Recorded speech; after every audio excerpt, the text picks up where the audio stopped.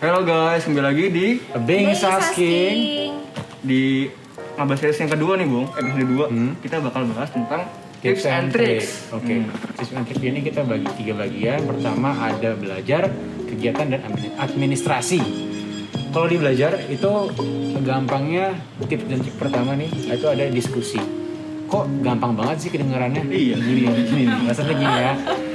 Kalau kalian belajar filsafat nih, bagi maba filsafat, jangan malu untuk ngobrol, untuk ngomong. Nggak perlu diskusi serius, nggak perlu diskusi yang benar-benar teknis banget. Tapi ngobrol santai aja sama temen lu atau sama cutting, mereka bakal mau banget tuh. Atau mungkin sama dosen yang kalian dekat. Karena mereka bakal senang malahan kalau kalian tanya-tanya banyak. Karena di filsafat itu susah banget untuk belajar sendiri gitu, mikir sendiri kayak baca buku terus mikir, itu susah banget. Kecuali kalau kalian Aristoteles. Iya, kalau bagi kebanyakan orang filsafat itu soalnya cara belajar filsafat itu dialogis gitu loh kalian. Iya, banget. Kita biar tahu mana yang lebih benar gitu, argumentasi yang lebih Jadi gitu. supaya kalian bisa tahu argumentasi kalian tuh kayak gimana, kuat atau enggak, itu kalian harus diomongin sama orang lain. Praktekin ya. Praktekin. Itu tips pertama. Itu bakal ngebantu banget loh. Soalnya jangan kayak gue dulu awalnya nggak berani diskusi dan itu malah ngancurin nilai banget. Pas gue udah mulai diskusi nih sama 2 orang berdua ini, nilai gue langsung naik. Jadi tips kedua di bagian belajar itu membaca.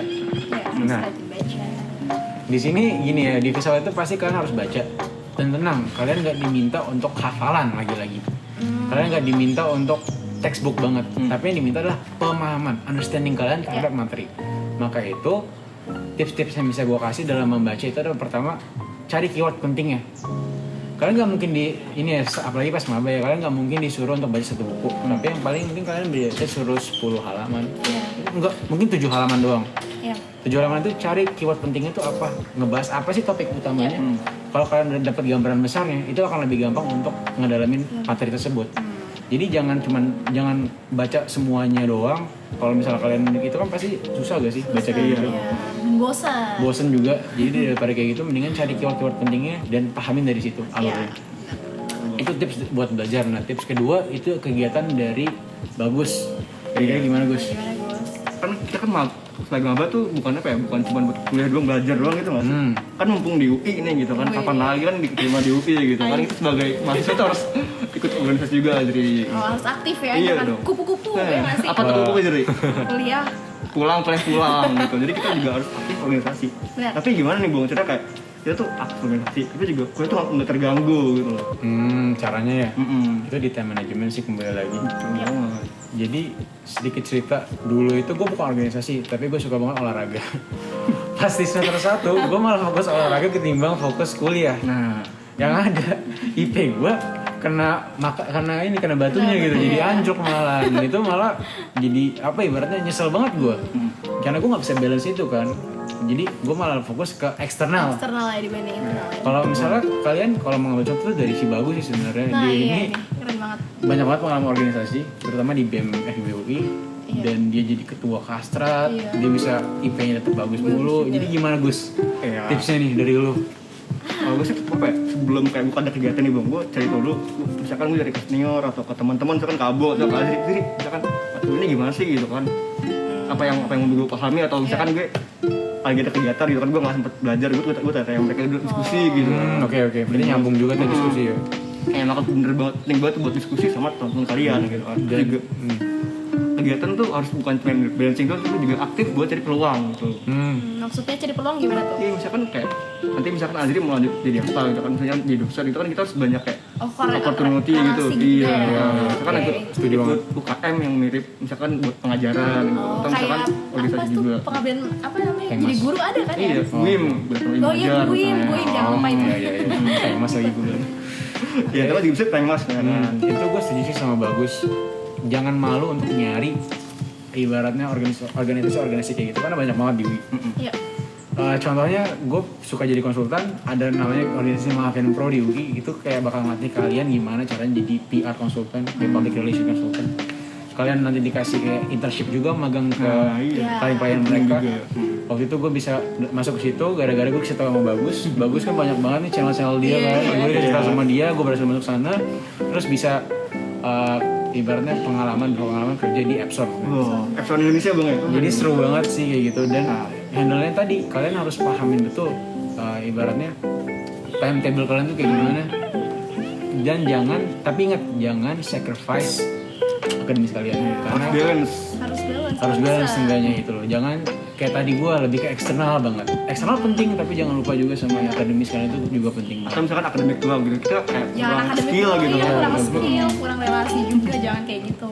Terus intinya jangan maksain diri juga sih kalau kalian emang benar-benar cuma mampu misalnya satu organisasi, ya jangan maksain semua gue pengen ikut teater, gue pengen ikut padus juga, gue pengen ikut GUIM, jangan maksain diri kalian gitu. Fokus sama mat kalian juga. Ya, jadi biar kalian tuh tetap bisa seimbang gitu. Jadi Oke.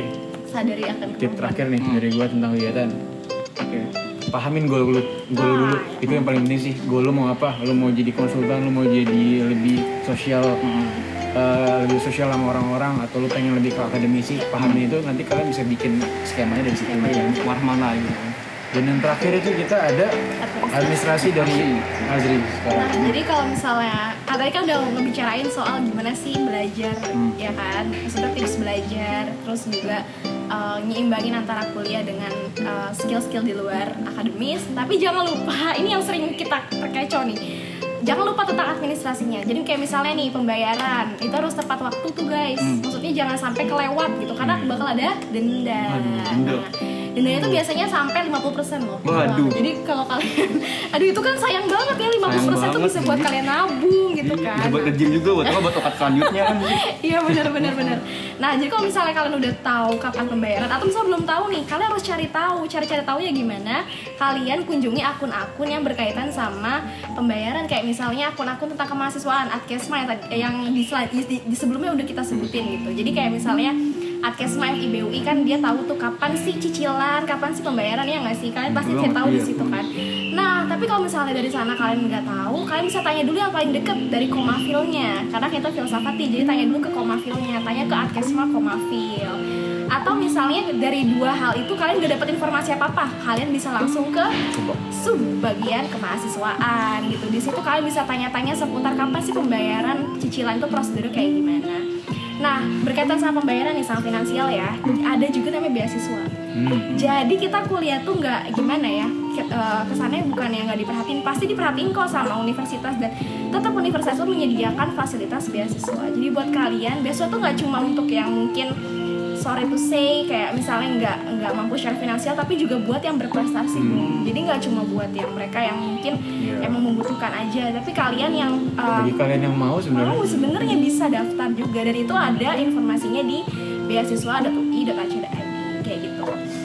Nah, selain pembayaran juga ada tentang SKS. Kalian tahu nggak sih berapa SKS yang harus diambil sebenarnya? 144. Oke, 144 SKS ya guys. Nah, di buku panduan itu udah ada tentang peraturan berapa SKS yang diambil, SKS apa aja, misalnya dari berapa SKS yang harus buat belanja, peminatan, dan juga SKS wajib universitas dan fakultas gitu.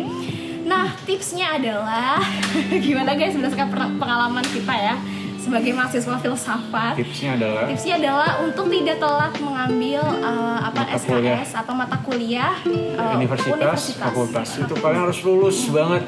Jangan kayak gue sama Bagus. Kita belum ambil sih duit mas. Iya, kita belum ambil karena dulu kita gampangin aja karena kan mata kuliah gampang lah, itu nanti bisa diambil di akhir. Ternyata itu ngurusnya ribet banget dan kami jadinya susah sendiri gitu. Kesusahan sendiri. Makanya gue saranin lulus deh MPK TA, MPK TB, MPKO, MPK Agama, seni, apapun itu, kayak MMI dan macam-macam, kalian harus mau lulusin. Karena kalau kalian belum ada yang lulus itu, kalian nggak bisa ambil TA nanti di terakhir. Iya, Dan itu bakal susah banget bagi kalian. Iya, pokoknya Boro-boro 3,5, bisa 4,5 tahun loh kalau nggak ngambil itu. kalau nggak ambil. Pokoknya harus utamain dulu universitas sama fakultas yang wajib dulu ya guys. Itu sih. Nah, terus terakhir tentang kelas.